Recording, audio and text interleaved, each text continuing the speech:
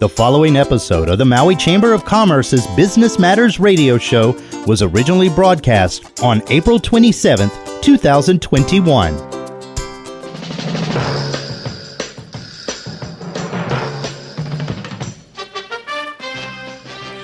Aloha and welcome Maui to Business Matters radio show, brought to you by the Maui Chamber of Commerce and sponsored by Mokulele Airlines and Sherry Reeve Gallery and Gifts. I'm your host, Pamela Tumpa, president of the Maui Chamber of Commerce, and today we're going to cover three exciting topics. We're going to get an update on the restaurant industry from Garrett Marrero, along with how farmers are faring from Maui County Farm Bureau, and we'll hear from a locally owned company, Maui Sweet and Spicy. So stay tuned, it's going to be a fun morning. First, I'd like to welcome CEO and co-founder Garrett Marrero of Maui Brewing Company. Since its founding in 2005, Maui Brewing Company has grown to be Hawaii's largest brewery and one of Maui's largest employers. Aloha and welcome, Garrett. Aloha, Pam. Thanks for having me. Great to talk to you. Oh, great to talk to you always. You know, you have been a strong champion in the restaurant industry and manufacturing industry, and I'd like you to share with our listening audience this morning a little bit about how the restaurant industry was impacted by COVID-19. I think putting it lightly, the restaurant industry was eviscerated by the pandemic. I think it was a long and deep cut, if you will. We've lost, a lot of restaurants lost 100% because they closed and they'll never open again. But even, stronger restaurants like ourselves, we're deeply impacted in not only loss of employees, but dramatic loss in revenue. I think we retrenched in Kahana. We hadn't done so little revenue since 11 years or 12 years ago, which was like 3 years after opening. Wow. And then, of course, our newer restaurants, particularly Waikiki, was closed for the better part of the entire year. So, it was gut-wrenching. Yeah. And that's, you've got an interesting perspective on that. And I know many of the restaurants you work with have as well, because you're, not just a Maui restaurant. So you've seen the differences being in Waikiki of how the mayor in Oahu has dealt with the pandemic, how Mayor Victorino has dealt with the pandemic, and so you've gotten to see some of those differences. Tell us a little bit about that. Yeah, and we work with restaurants and hotels and F&B establishments across the entire state and really the country. So we were able to have a real deep insight into things. I think the big differences between the two islands were capacity restrictions, the constant changing of what the rules were, and it almost seemed though like it was every other day we would wake up and there would be a new thing we'd have to follow, or God forbid close again. And right. It's one thing if we had, lumber sitting on a shelf that's not going to go bad. But when you have shrimp in the cooler or, cheese or food that's perishable, you start up and then they say at a whim, oh, you got to close again. Now you lose all that inventory again. Right. And the same thing is for, when are we going to open up to tourism, and having that keep pushed back every time and new conditions. You'd gear up and then you'd have to just dump all that inventory again. So you were just burning money. I think right now we're seeing the biggest differences between Oahu and Maui in that Oahu is, largely, I want to use the term going back to normal because it certainly is not, but it is a much more relaxed atmosphere. And I think just not having the capacity restrictions, right. And just requiring the social distancing, which makes sense. That's a big one, because here on Maui with the 30%, but I think one of the hotels I talked to over the weekend, they were at 85 or 80%, projecting 90 by the end of June, 120% of revenue in 2019. You're talking about huge increases, but we got nowhere to put the people to go eat. So people are frustrated that they can't go out to dinner. Whereas on Oahu, it's still busy, but because you're allowed to be, hey, let us just run our restaurants with the requirement of social distancing, I think we're delivering a much better experience over there and able to do more business. We're 30% capacity, 30% restricted from in here in Maui. my rent's not 30%, my insurance isn't 30%, my labor isn't 30%, my taxes sure as hell aren't 30%. So, I think there's no, not a lot of thoughts going into how these things are getting put together, I think. You and I have talked about this, and I know you've shared, even when you were at 50%. Restaurants don't survive at 50%. So, as you say, we're starting to see other things open up. We've been hearing over and over again, of course, from visitors who just can't get into a restaurant, and not just visitors, locals too, because you really have to book way out if you can. And I know you were sharing, some aren't taking reservations because it doesn't make sense for them because they don't know if it's going to be canceled. And so you're just waiting to see what walks in the door every night. Yeah, and we've been blessed, I would say, in that we're busy every night, which is nice. But part of the whole reservation system doesn't really work for us, at least. Because it's when you're coming to see us, if you're driving, let's say, especially in the Kihei location, for example, you're not just walking in off the street. So if we were to take a reservation for say 5:30 or let's say even 6:30, just closer to sunset, right? That means that table, we've got to hold that from probably around 5:30, maybe 5:15, so that no one sits there and plants until your reservation, right? So we lose an hour and a half of that business right before sunset because we're waiting on that table. Now that table hails an Uber or a cab or wanted to get a rental car, none of which were possible. They don't show up. Now we've lost that table for, we hold it for maybe 15, 20 minutes. Now we've lost that table for nearly 2 hours of revenue producing. And we're talking about a really slim time we're allowed to be open, right? Right. So 10 o'clock, let's face it, 10 o'clock means 9 o'clock, 9:15 maybe, the time you're taking last orders or seating anybody because you got to get them out the building by 10. So, that presents a significant challenge. I myself, I tried to go out to eat one night. I worked late with my team at Kihei, and we're like, hey, let's go out, let's get some food. And it was 9:15. We could not get food anywhere. We ended up back at my house eating frozen pizzas. It was like, because everybody's like, oh, I can't serve you because we got to be closed by 10. There's no way we'll get you in and out by then. Yeah, and we're hearing that a lot. Yeah, and that restriction needs to go. I'm sorry. If we're going to spend $8 million or more on this second test program, I think we need to drop the percentage of capacity restrictions, go to like Oahu, and go to a social distancing requirement, and we need to be open later. That's just plain fact of the matter. Yeah. So I think that would be a reasonable trade-off. Yeah, I mean, I know you've been a strong advocate for reopening, and as has the chamber. We've seen our businesses suffer, and you point out the bills are mounting. And I know you were saying at another meeting that we participate in with the county to share what's happening with businesses, that the other thing is, as you've been starting to, as things are coming back a little bit, and as we're trying to move that dime, that it's getting hard to get employees back right now. Oh, absolutely. Yeah, and I think we don't quite know just yet. I think even talking with Carl Bonham at Uhiro, I don't think Hawaii just even knows where people went. I think a lot of people left the island that are, still collecting, that may not ever plan to come back. They moved back in with family. They went on road trips. They did a lot of different things. I mean, I follow a lot of our friends that are out of work. They're literally driving around the country and traveling around the world wherever they can, because they're just like, well, we're off and we're getting paid. This is awesome. I think it was I don't want to criticize too much, but at the same time, there needs to be a point that like this unemployment, free money thing just ends.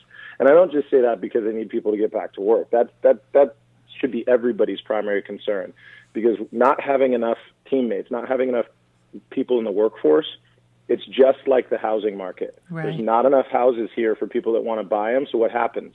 The prices get bid up. So the cost of labor is going up. Okay. So if the cost of labor goes up, what does that do to your cost of your burger, your salad, your beer, everything else? We're starting to see the signs of a very high inflationary period. And that is not good for anybody, because your dollar is going to go a whole hell of a lot shorter distance. So, that's something that's concerning. But even if, just being able to get someone, they're like, oh, yeah, call me back in August or September when this thing runs out. and then they'll be willing to come back to work. And it's just crazy. It's mind-blowing that we've created that type of a system here, well, everywhere across our country. Yeah, and I'm really interested to see what happens because, while we'll be bringing back a lot of workers and we're trying to bring, many businesses are really struggling like yours to try and bring workers back now. Once the workers do start coming back, once that system, changes, I think we're going to see a flood of people wanting to work, but we're not going to have the same amount of jobs available. True. And we've been forced, as how many times did we all hear the word pivot? If I never hear that again, I'll be fine, right? But we were told pivot, adapt, and I've always been that. I love Heartbreak Ridge and Clint Eastwood, and he said, improvise, overcome, adapt, right? Well, that's what we did. We did that, meaning we need less people. Yeah. We have no world right now exists in our mind where we go back to full employment of 750 people.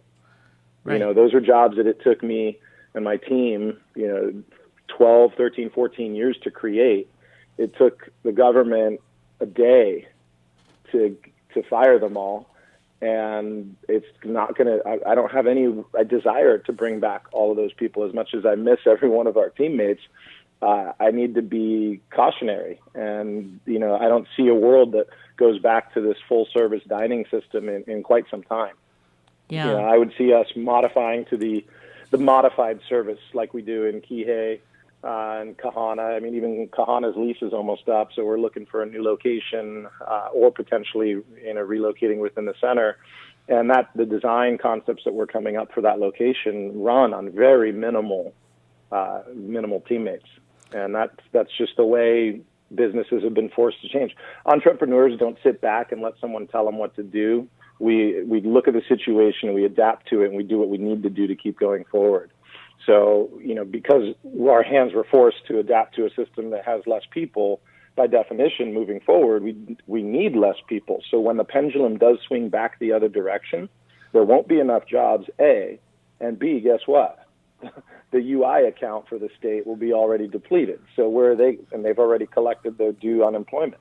So where are they going to go? Where are they going to get fed? What are they going to do for money? Yeah. And this on top of it, let's not forget that the moratorium on evictions was just simply moratorium on eviction, not an erasure of your rent debt. So the day that ends, your rent is due. And that money isn't going into bank accounts to wait to pay the landlord.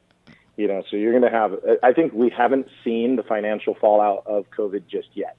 I agree. I think we've got a huge wave that's coming, and again, we've got a lot of people who have been on unemployment. A lot of their employers, aren't here anymore. As you mentioned, we don't even know how many businesses have closed because not all businesses share the story, and it's not necessarily in the paper. And so, we're still even trying to collect data on that.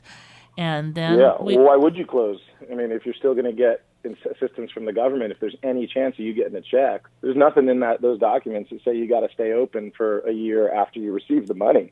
You wouldn't close right now. You'd be foolish to. Yeah. Stay on as long as you can to get your check and then close. Yeah. I hate to say it's laughable that that's the way the system was designed. I don't want to sound super bearish, but I definitely am. I'm actually quite bullish, I think, on the economy as a whole. I just fear these pitfalls, and we're in a position where we're just gearing up to be able to tackle the storm that's coming.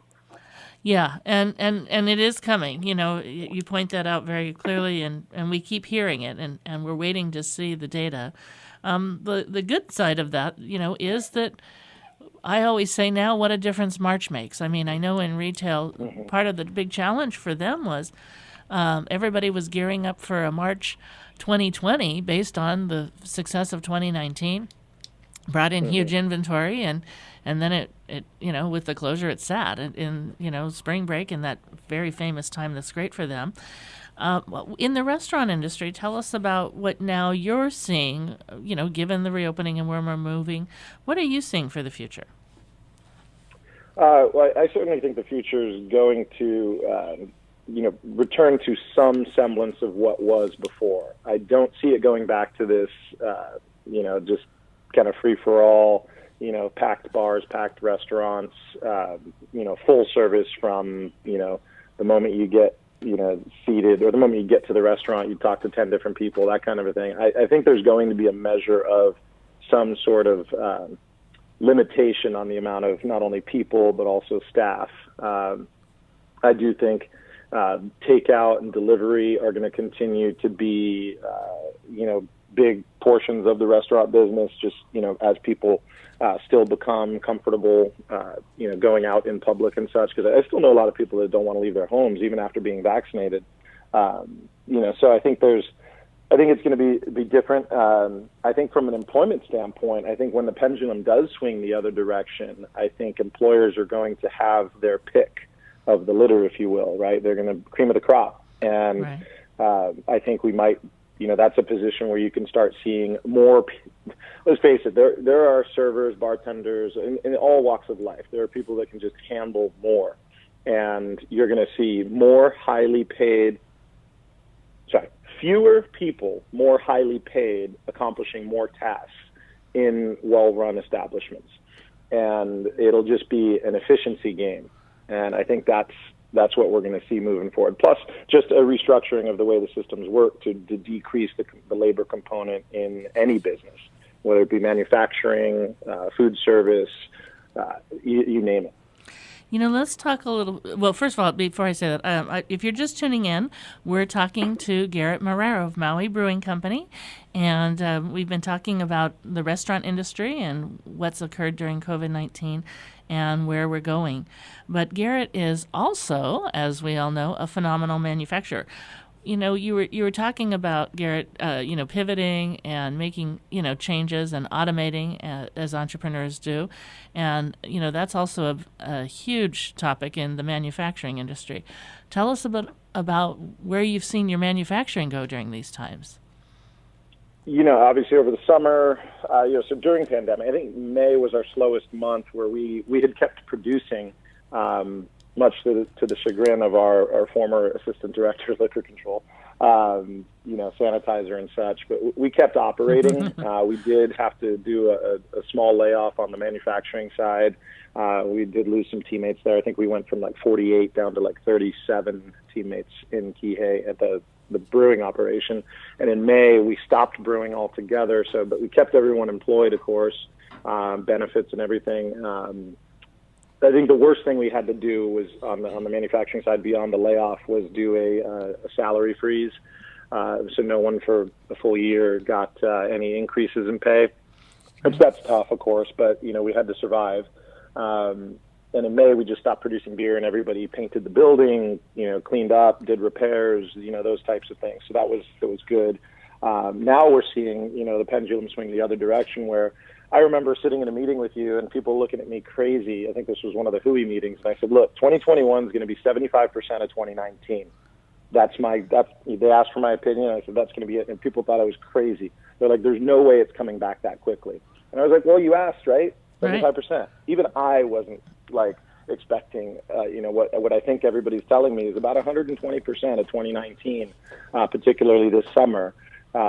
Will be what we're seeing here. So can you imagine 20% more people than we saw in 2019 at all the restrictions we have? We just cannot handle that. That's right. That is that is just going to be crazy. But, on the manufacturing side especially, we've been out of blonde on and off for the past few weeks because, as a light beer but a lager, that's a 30-day beer. So we projected, X, and it was 2X that we needed. So, we've filled up all the tanks. We've got things going. We've been trying to hire people back. We get 50, 60 applicants for a position, but no callbacks. We might get one interview scheduled and then they no-show. Wow. Because they've decided to just wait until the fall. Those types of things. That's what we're seeing there. And these are good wage jobs. These aren't minimum wage, food and beverage service jobs for tips, right? We do have, I'd add though, on the food and beverage side, we've got bartenders and servers that are making, I think on Waikiki is the last stat I saw, they're making anywhere from $54 to $71 an hour because of the limited team, but they're serving so many people. So they love it. They love it.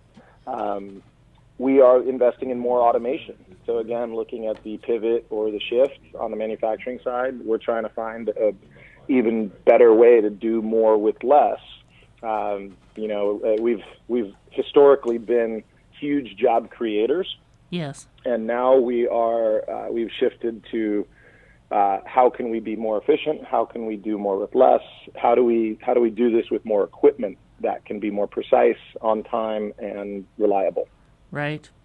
Well, so it's been a big shift. It really has, and I appreciate you mentioning that. We're just out of time, but it's a perfect segue because I keep saying we're seeing so much automation on the mainland. We know it's going to come here, and so we have to be looking at what's happening that's going to also in that realm transform our world, and what will that mean for the labor market? Because historically, when other businesses went out, it was the visitor industry who helped shore up and bring in some of those employees. And over the next year, I think, as people come off of unemployment, as we have fewer jobs available, as automation comes in, we're going to see some significant changes. And I know you're on the cutting edge. So, Garrett, I'd love to bring you back. Yeah.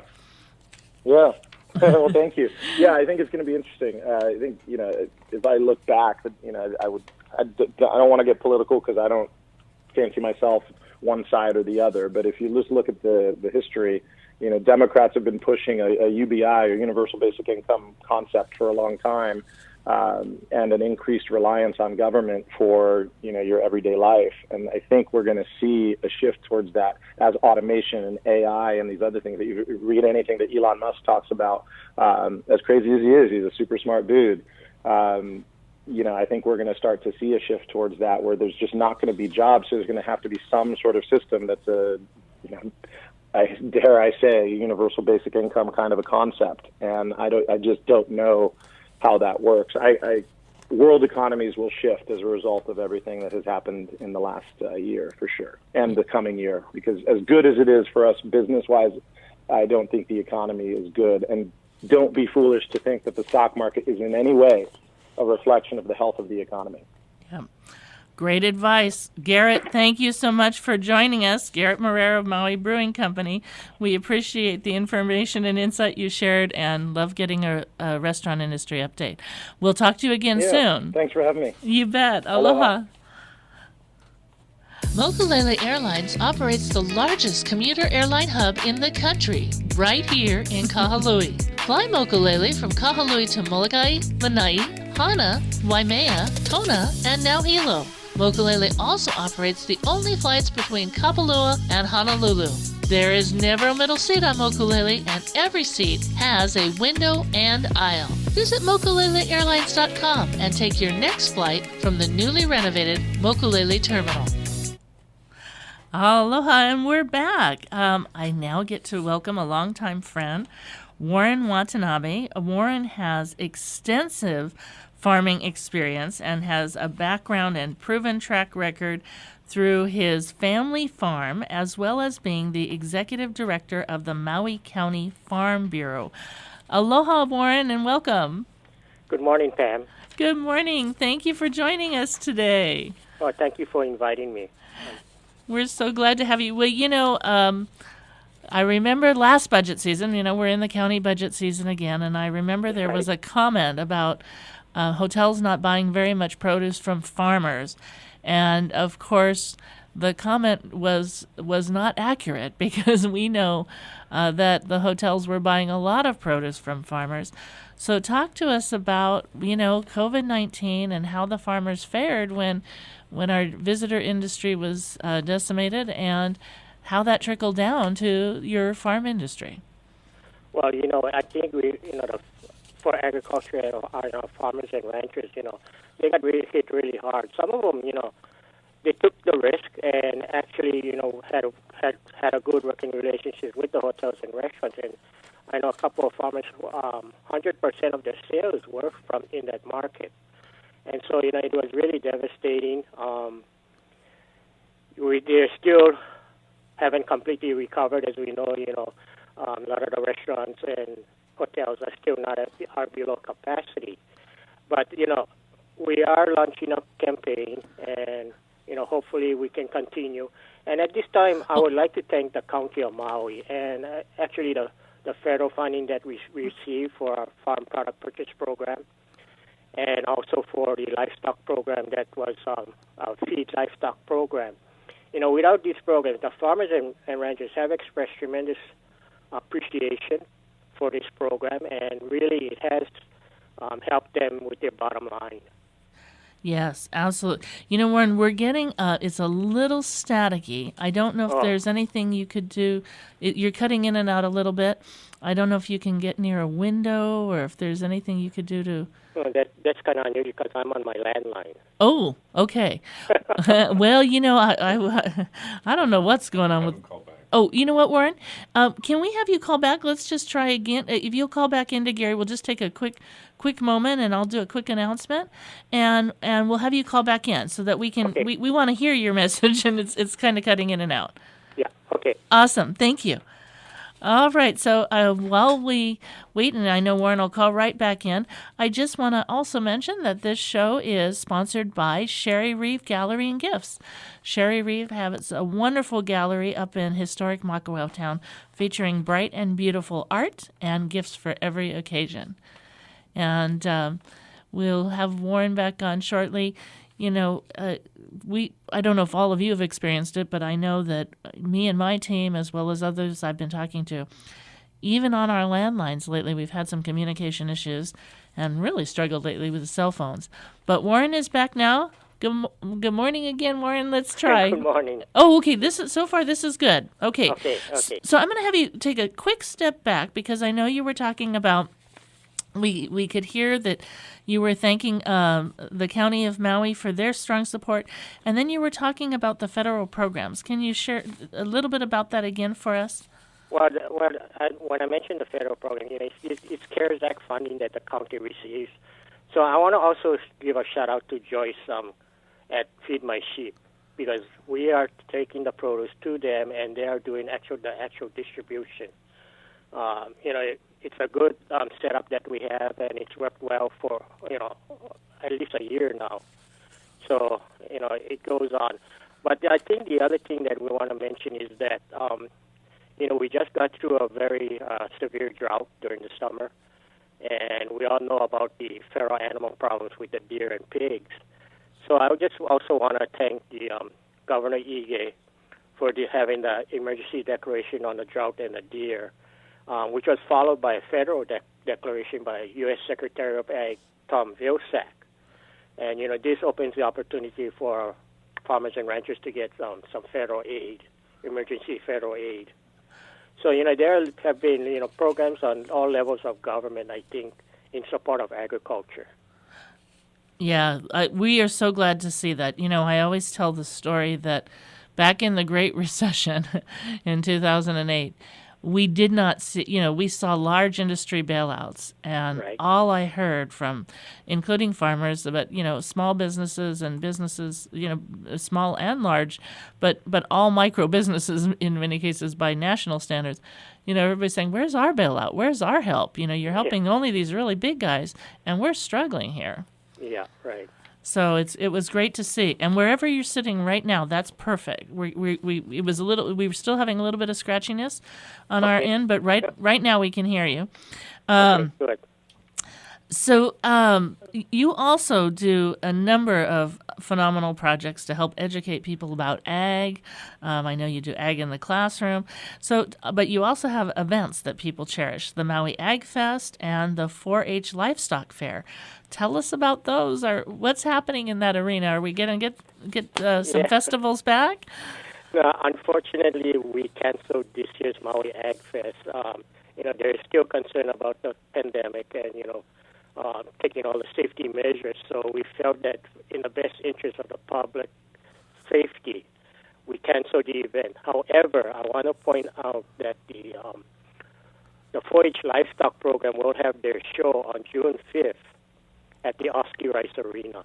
Great. And the 4-Hers have worked all year raising their animals, and we are excited that they will be able to exhibit them. So please stay tuned for more information on the show. And And again, we apologize. We do hope to have the full-on Ag Fest back in 2022. Okay, good. Yeah. It unfortunately it's still cutting out a little bit, but we're getting enough. So I want to continue because I also know. No, that's okay. We trust me. I know it's not you. It's happening all across the island and bandwidth. We need more bandwidth. Please fast. I know that they're looking at doing some statewide remote training programs very soon, which is awesome. But if the bandwidth cuts in and out, it's so difficult for everybody to hear and learn.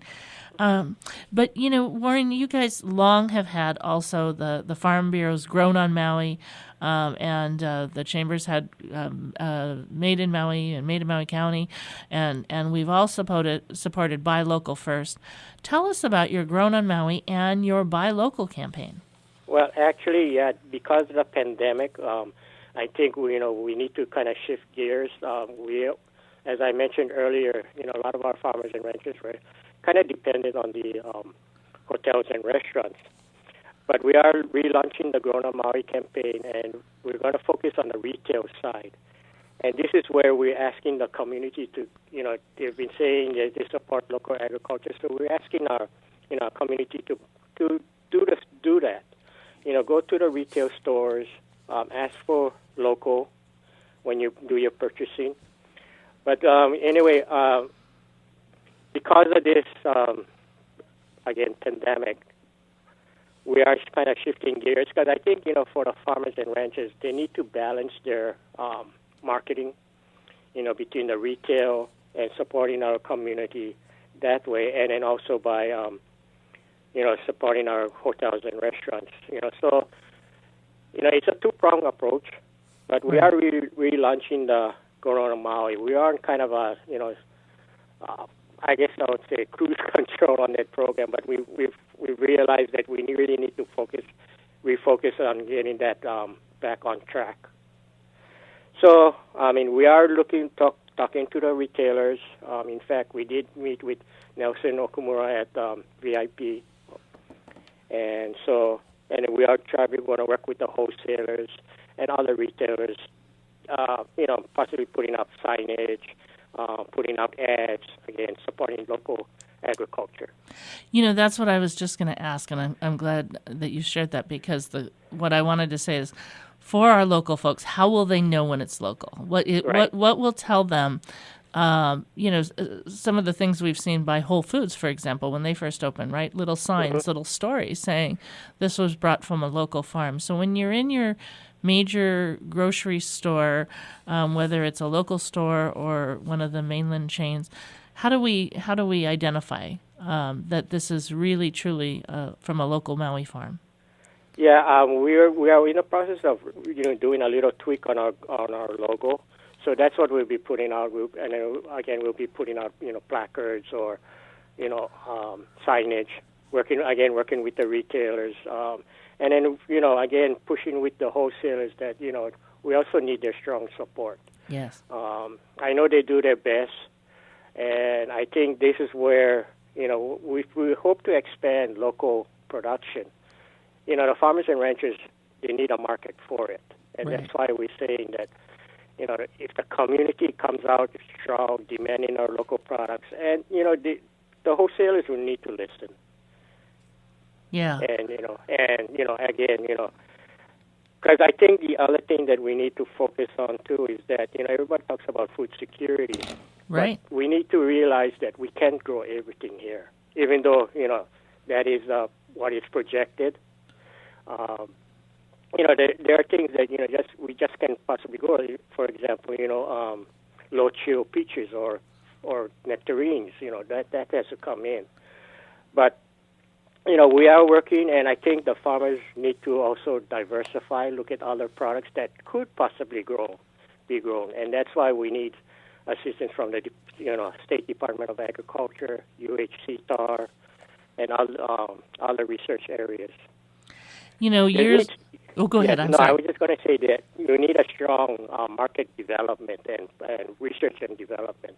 Yes. I agree. Years ago, I had said, why aren't people growing citrus? Because I was I came from California as a teen. Yeah. I moved here as a teenager, but I came from California where we grow a lot of citrus. And I said, why aren't people growing citrus? And I actually had a couple of people say to me, oh, citrus doesn't grow here. And I said, yeah, I've looked at the data. It grows here. and then like a year or two later, right after I said that, boom, everybody, it started small. And now look, we're seeing huge citrus. Warren, what are some of the areas that you feel the farmers can, what are some of the products and produce that the farmers can grow here where we could scale up, but you feel we're up against different imports? I think the biggest challenge is for the farmers to gear up is, I think, with a lot of other industries, is labor. As you know, it's very difficult to get adequate labor, and that's why another project that we're looking at on a statewide basis, even with Hawaii Farm Bureau, is mechanization, adapting machinery. You see it on the mainland, you see it in Asia. So, we're looking at what, like, for instance, Japan does. Because, Japan has a lot of small farms, but they're highly mechanized. Right. And, the issue we have here is that our farms are smaller, so, you can't bring in like a, 20-foot transplanter, right? Right.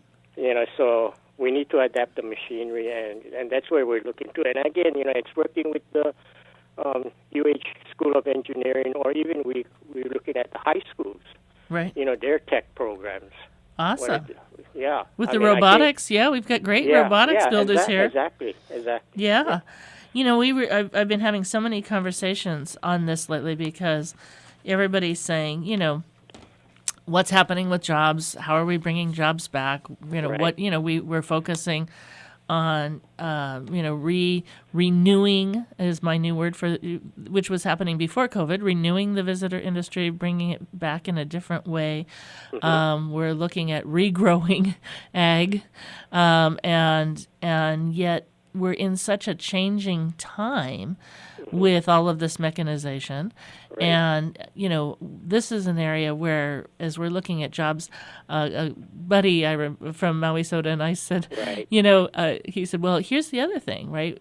As we're looking at more of this machinery and mechanics that we can bring in to help us streamline and modernize whether it's our farms or our manufacturing operations or what have you, or even customer service, there's still going to be needs for mechanics and programmers and other things. So this is a time when we're working with people and saying, we have to really look at the coming technology now. For decades, we had these historical industries that were large and employed a lot of people.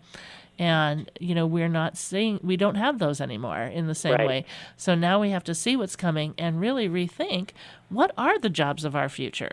Right. And supporting the current industries. How do we continue to make them thrive while looking at this modernization? Yeah, and that's why, initially we need to look at things like hydroponics, known of white poly hydroponics. You look at what Larry Ellison is doing on Lanai. Yes. That's kind of the technology that we need to look at. Yes. Where the farmers are more efficient in what they're doing.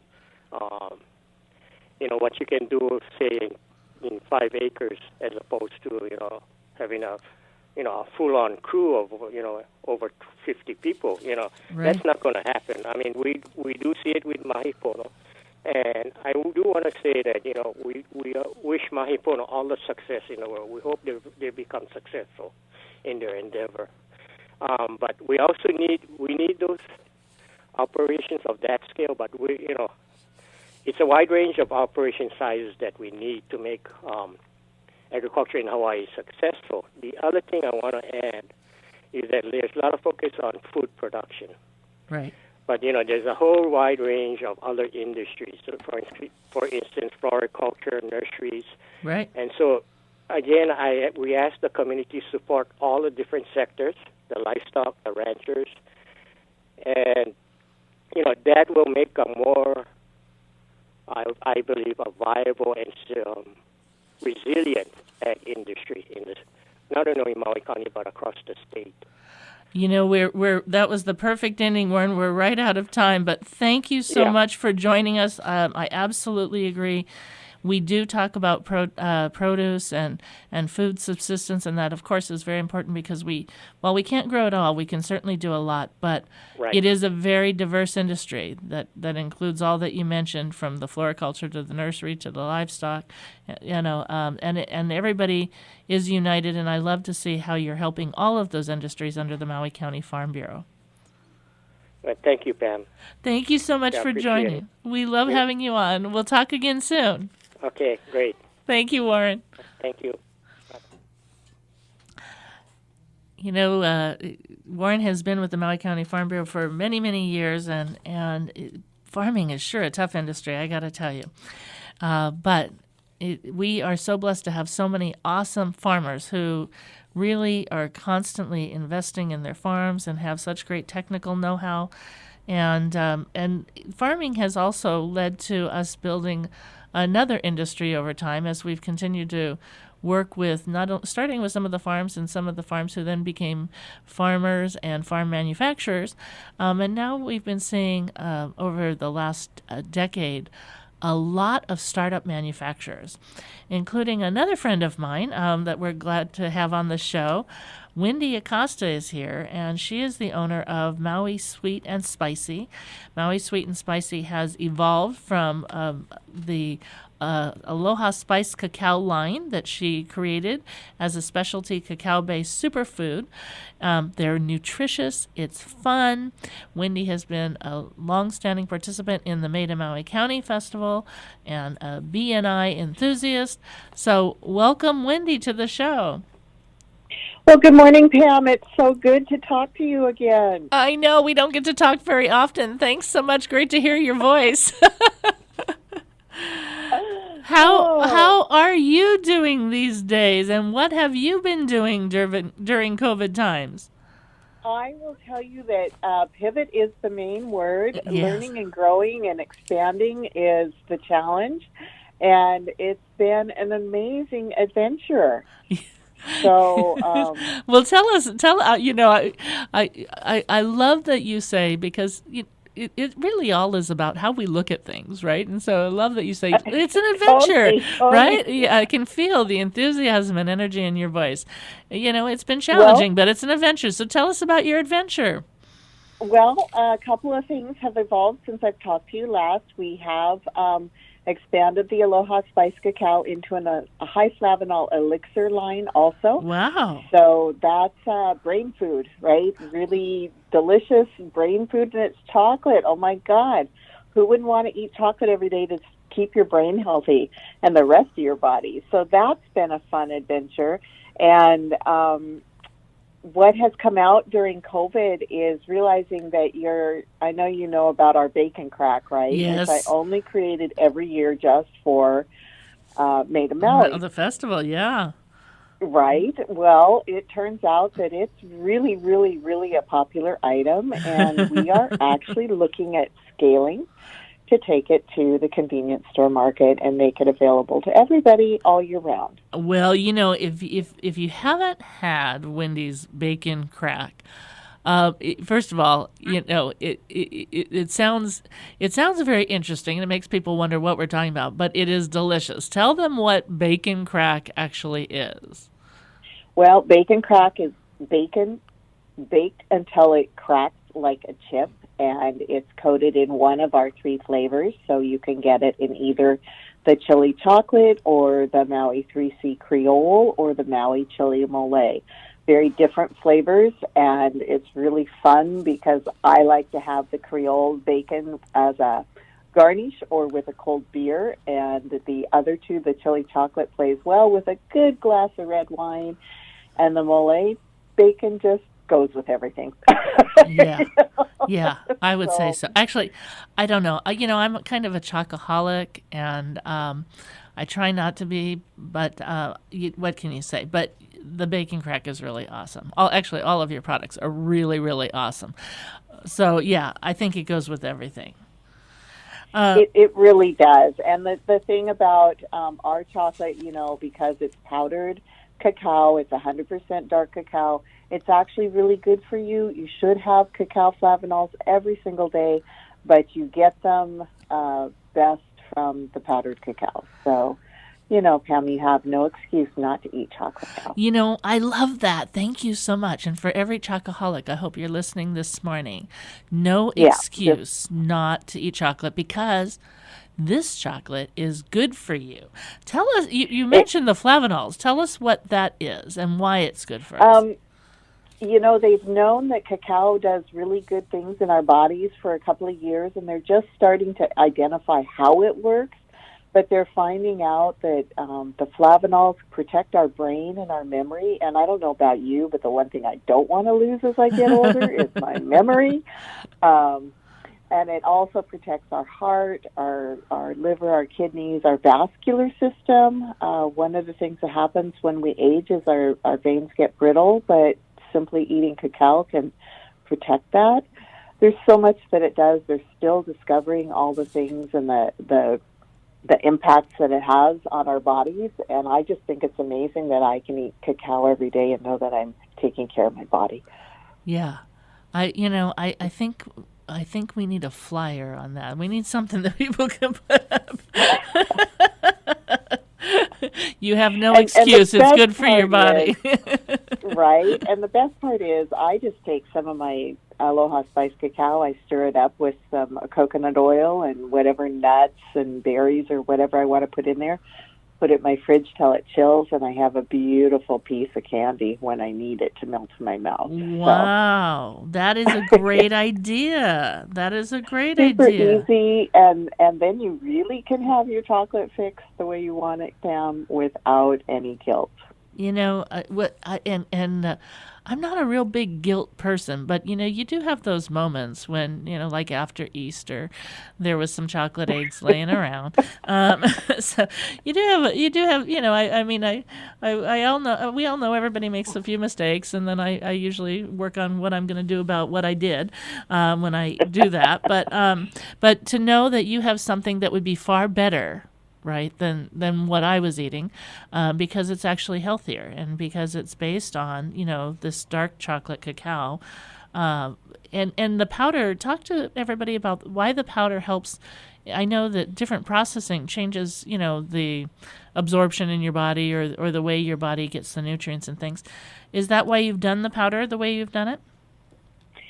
Honestly, that was not the intent in the beginning. In the beginning, it was liquid, and people kept saying, I can't take it home. Oh, uh-huh. So I adapted it to make it carry-on friendly, which turned out to be a powder. But the beauty of that is then all of a sudden it's lactose, gluten, and dairy-free, and that's been a win all the way along, that it's shelf-stable, lasts for a long time. Oh, and here's the funny thing, Pam. If you still have some of my chocolate on your shelf, I'm going to tell you, even if the spices are not potent and vibrant, don't throw it away, because the cacao flavanols don't go away for 75 years. Wow. I know, right? I'm like, how did they figure that one out? It sounds like something that goes back to some of that ancient Egyptian technology or something that people talk about, these spices and things. Because there's reports from the monks and the notes that they took as they were missionaries, like in Mexico, and they were writing down the diagnoses that they were using cacao for, and that was like in 1570. Wow. So it's been around for a long time. The benefits we're going to just finally figure out with science, and I think that's going to be an ongoing thing for the next decade. But I'm excited that cacao is what we should have every day. That music to my ears for sure. Cacao is what we should have every day. Yeah. So, Wendy, you've been developing so many different things, and we've got the new cacao drink as well that you've created. So where can we find all of these phenomenal products? Well, unfortunately, because of COVID, no one is carrying the entire line other than online at Maui Sweet and Spicy. Two Tooth Pantry does have a couple of items, and they just reopened in Kihei, so very excited to Yes. make a delivery to them today. Hui no Ao has a few items, and anybody who wants to can schedule a private shopping and tasting appointment with me, and I am happy to teach them how to make bacon, let them taste any of the flavors they would like to experience. And we've just created a COVID-safe way to do that, and all they have to do is schedule a time, and I'm happy to let them experience all our flavors. So it's like they get a free class. They can have a free little cooking demonstration. They can have a tasting experience. It's a lot of fun because, as you know, our products are unique, and you really do need to taste them. Yes. But most people love them. Well, and your product with the powders, there's so many different things that you can do with them. Talk to us about all the different things that people can do, because I know we've been putting them in our coffee for a very long time. Well, if you recall, the last time I did a radio show, we got to do it in person, and I brought things, and you said, "Why did you bring things? This is radio." But it was the exclamations as you tasted the espresso whipped cream and, the candies and the cookies and all of those things that showed how wonderful the flavors are. So we bake with it. We use it as a garnish. You can use it as a rub on your meat when you grill. Of course, our spices also do that. It's just very, very versatile because of the 6 flavors. You can use it in multiple different ways and different things. And I find that I cook with it continuously. If you haven't tried Maui Sweet and Spicy's products, I really want to encourage you to do so. Wendy, we're out of time at the moment, but thank you so much for joining us. Thank you for reminding me that the last time we were in studio, we had all those delicious things. I'm remembering it now and thinking what I would give for that right at this moment. Really appreciate having you. Come on over and schedule a tasting, Pam, and we'll catch you up. Bless you. I appreciate that. Will do. I hope you have a wonderful Maui day. You too. Thanks, Aloha, Wendy. Aloha. Well, it's so great to hear from everybody this morning. We've had a lot of fun. That's all the time we have for Business Matters, sponsored by Mokulele Airlines and Sherry Reeve Gallery and Gifts. I'm the president of the Maui Chamber, Pamela Tumpop, and we just want to wish you blessings and best wishes for a gorgeous Maui day. Aloha.